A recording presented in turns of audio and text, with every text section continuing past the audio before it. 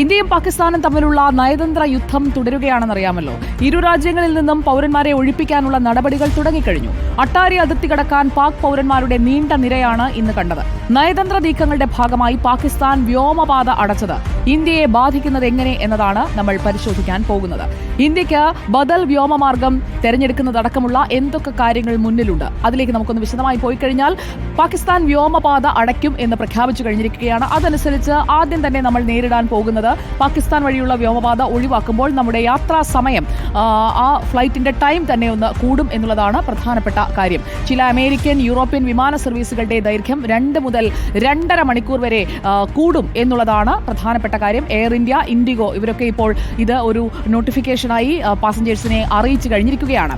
മറ്റൊരു പ്രധാനപ്പെട്ട കാര്യം, ഈ യാത്രാ ദൈർഘ്യം അല്ലെങ്കിൽ യാത്രാ ദൂരം കൂടുമ്പോൾ വിമാന കമ്പനികൾക്ക് ഇന്ധന ചെലവ് കൂടും. വിമാന കമ്പനികളുടെ ഇന്ധന ചെലവ് കൂടുന്നതിനനുസരിച്ച് അതിന്റെ ചെലവ് വഹിക്കേണ്ടി വരിക യാത്രക്കാരായിരിക്കും. 2019 ബാലാക്കോട്ട് വ്യോമാക്രമണത്തിന് പിന്നാലെ പാകിസ്ഥാൻ വ്യോമപാത അടച്ചിരുന്നു. അന്ന് ഇന്ത്യൻ വിമാന കമ്പനികൾക്ക് 700 കോടി രൂപയുടെ അധിക ചെലവാണ് ഇന്ധനത്തിനായി വേണ്ടി വന്നത്. അപ്പോൾ ഇന്ധന ചെലവ് കൂടുമ്പോൾ ഉണ്ടാകുന്ന അധിക ചെലവെന്ന് പറയുന്നത് 700 കോടി രൂപയാണ്. ഇനി മറ്റൊരു പ്രധാനപ്പെട്ട കാര്യം, നമ്മൾ എടുക്കുന്ന ടിക്കറ്റിന്റെ കാര്യത്തിൽ എങ്ങനെയായിരിക്കും മാറ്റം വരിക എന്നതാണ്. വിമാന ടിക്കറ്റ് നിരക്ക് ഉയരുമെന്നുള്ളത് ഉറപ്പാണ്. ടിക്കറ്റ് നിരക്കുകൾ 8 മുതൽ 12% വരെ ഉയരാനുള്ള ഒരു സാധ്യതയാണ് ഇപ്പോൾ പ്രൊജക്ഷൻ റിപ്പോർട്ട്സ് ഒക്കെ സൂചിപ്പിക്കുന്നത്.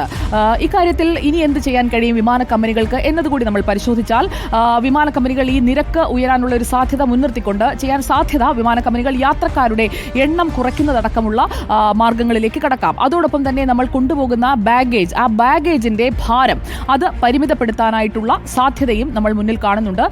ദൈർഘ്യമേറിയ റൂട്ടുകളിലൂടെയുള്ള യാത്രയ്ക്ക് ഇന്ധന ചെലവ് കൂടുന്നതിനാലാണ് ഈ നിയന്ത്രണങ്ങൾ വിമാന കമ്പനികൾ കൊണ്ടുവരാനുള്ള സാധ്യത നമ്മൾ കാണുന്നത്. അപ്പോൾ ഇതൊക്കെ നമ്മൾ ഈ ഒരു ഘട്ടത്തിൽ അനുഭവിക്കേണ്ടി വരും. പക്ഷേ നമ്മുടെ മുന്നിലുള്ള പ്രധാനപ്പെട്ട വെല്ലുവിളി, പാകിസ്ഥാൻ ഇന്ത്യ എന്ന രാജ്യത്തെ വെല്ലുവിളിച്ചുകൊണ്ടിരിക്കുന്നു. നമ്മുടെ നാട്ടിൽ കയറി നമ്മുടെ നാട്ടുകാരായ മനുഷ്യരെ, വിദേശികളെയും അടക്കം കൊന്നൊടുക്കിയിരിക്കുന്നു പഹൽഗാമിൽ എന്നതാണ്. അപ്പോൾ രണ്ട് രാജ്യങ്ങൾക്കിടയിലെ ബന്ധം വഷളാകുന്ന വേളയിൽ ഉണ്ടാകുന്ന ഒരു ഭാരമായി ഇത് നമ്മുടെ മേലും വീഴുകയാണ്. പക്ഷേ നമ്മൾ അതിന് വിട്ടുകൊടുക്കാനോ അല്ലെങ്കിൽ പാകിസ്ഥാനെ ഭീഷണിക്ക് മുന്നിൽ പതറാനോ തയ്യാറല്ല എന്ന് ഇന്ത്യ പ്രഖ്യാപിച്ചു കഴിഞ്ഞിരിക്കുകയാണ്.